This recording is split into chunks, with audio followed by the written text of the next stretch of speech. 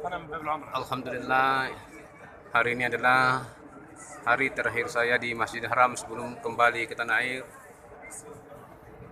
Meskipun jutaan orang berdesakan untuk datang sholat tepat di depan Ka'bah, tetapi Alhamdulillah memberi kekuatan kepada saya untuk bisa melaksanakan sholat subuh tepat di hadapan Ka'bah. Sebelum saya kembali, saya ingin memohon kepada Allah SWT, ya Allah, undanglah saudara-saudara saya, saudara-saudara kandung saya, baik yang sudah datang, terlebih lagi yang belum pernah datang ke tempat ini untuk memenuhi panggilan-Mu ya Allah.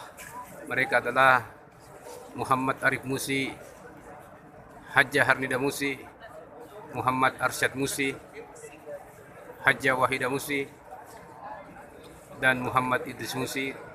Dan saya mendoakan bil khusus kepada saudara saya Muhammad Darmawati Musi, supaya Engkau memberikan kelapangan di dalam kubur, Kau menerima ibadahnya. Terimalah ya Allah segala